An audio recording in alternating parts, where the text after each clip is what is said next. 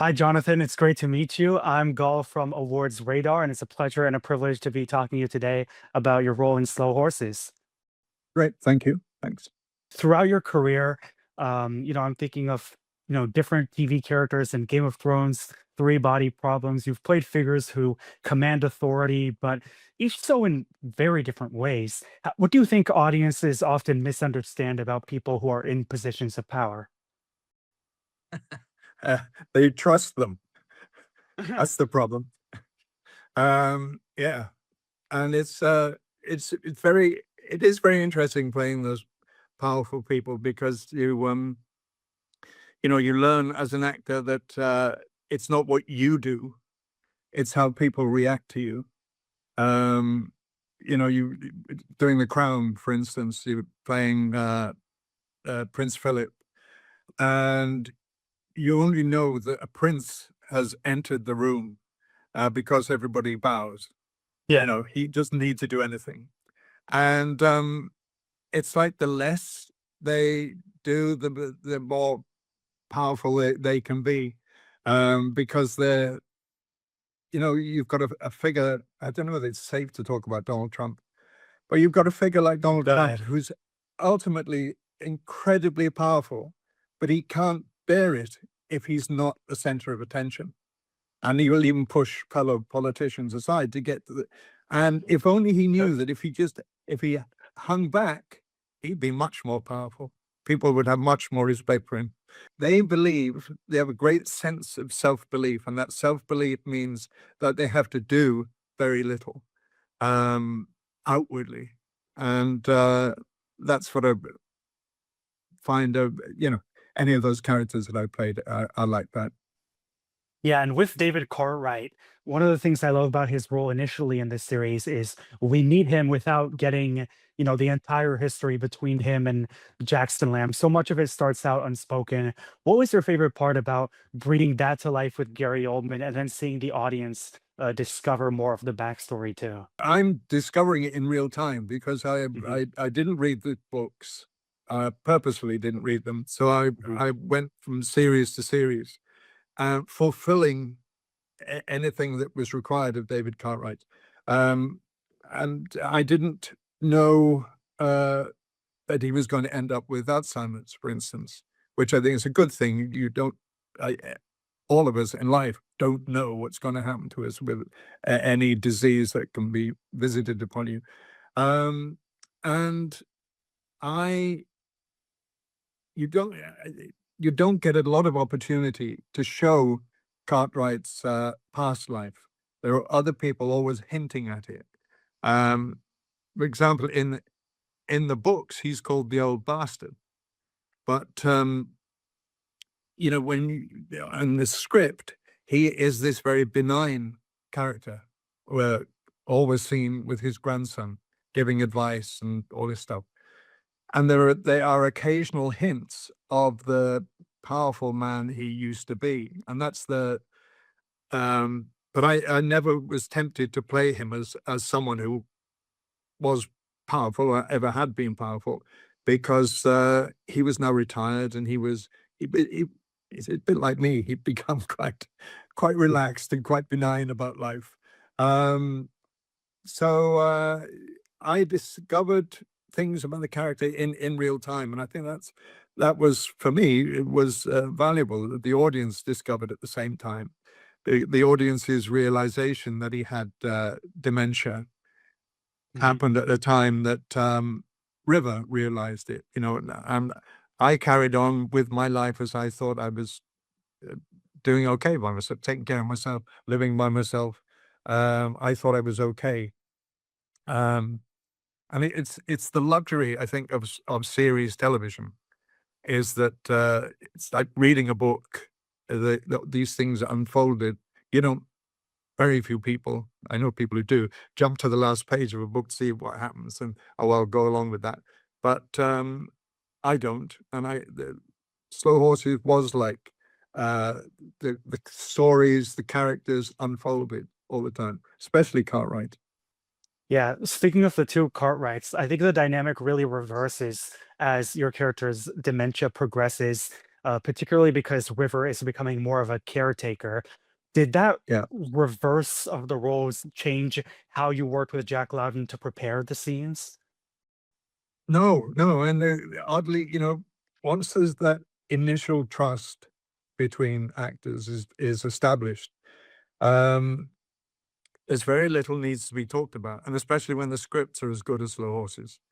We Mhm. did, it was never how are we going to do this? How are you going to take me to the home, and am I going to say what am I going to do? What if it's all Jack and I rarely talked about anything um, that was coming up because you just knew we knew it was a grandfather grandson um, relationship, and he didn't treat him as the powerful man or treat him. It was very instinctive with both of us, and the situation when he takes him to the care home, Mhm. it's nothing needs to be talked about.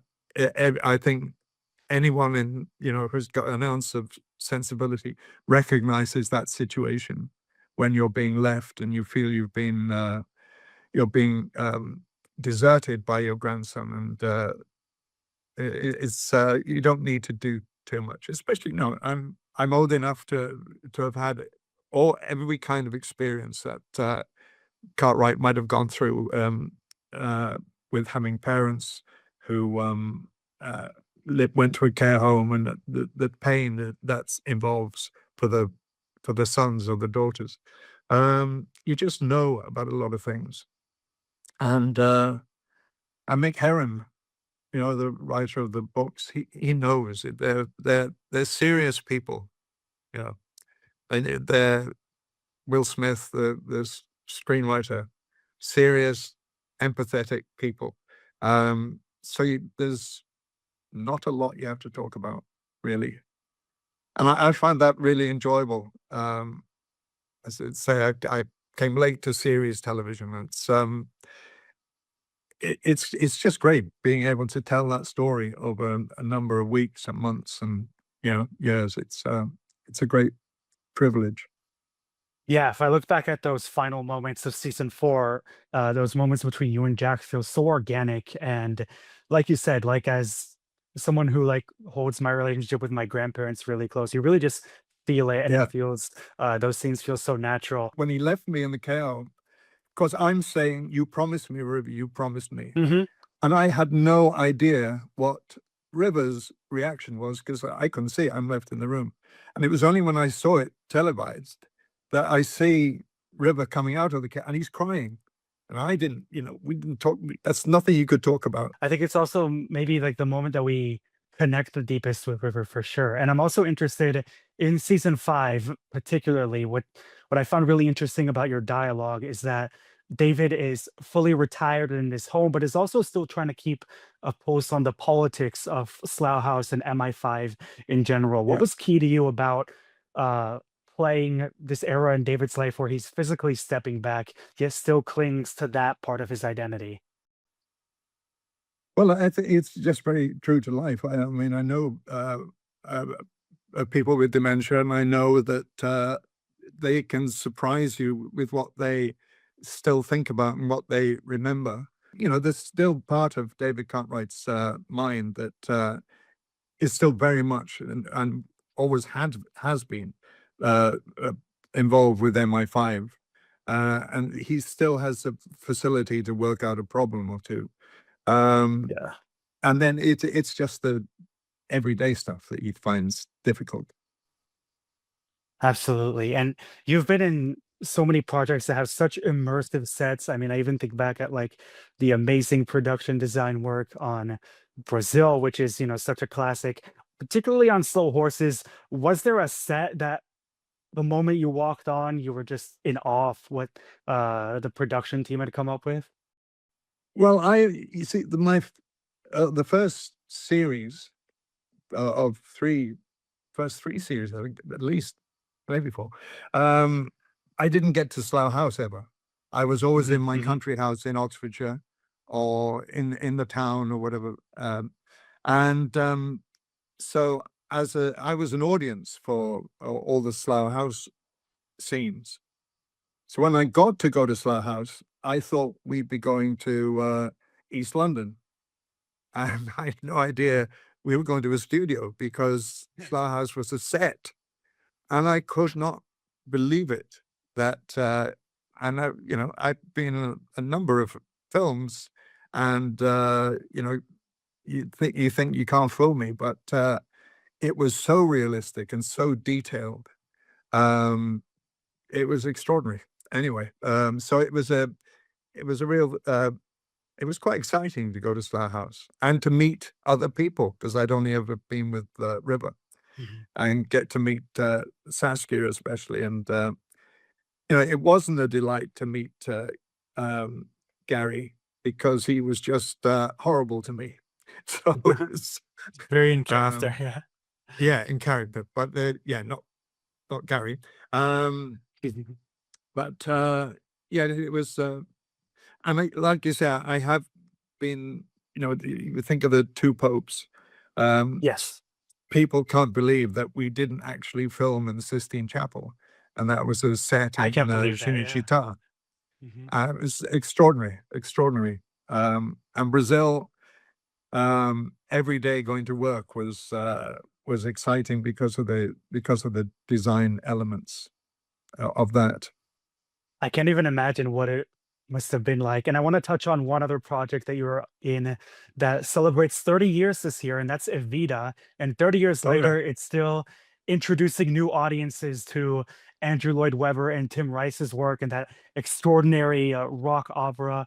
Looking yeah. back, working on that project with the amazing Alan Parker, what did it mean to be a part of a film that has become such an enduring gateway between musical theater and cinema and such a singular cinematic piece by itself? I'm very happy that I was involved with it. I think the main draw for me was less Andrew Lloyd Webber and more Alan Parker, an extraordinary filmmaker. And also then it was a novelty that I would get to work with Madonna. Yeah. And nobody knowing what she'd be like. She was actually quite wonderful in the role and very easy to work with. We got on very well. Um, she doesn't keep in touch, which is a shame, but that's Mhm. her loss. No, um, but no, it was great to work on it, and it was great to watch afterwards to see what the images that Alan created. Darius Conji, the cameraman, extraordinary. Yeah. Um, yeah, no, it's a fantastic piece of work, and I think it was in some quarters it doesn't get the recognition it really deserves, and I think it's a shame because it's an extraordinary piece of filmmaking, really is. I'm with you. I got to it recently and it's just amazing because it's not like any other film I've seen since as well. Yeah, yeah. No, it's amazing. It's a great achievement. Well, Jonathan, I want to thank you so much for your time and for sitting with me to talk about Soul Horses and your incredible career. Congratulations again on this Emmy nomination for season 5, and I can't wait to see what's next. Oh, that's great. Thanks so much. Very nice talking to you. Thank you.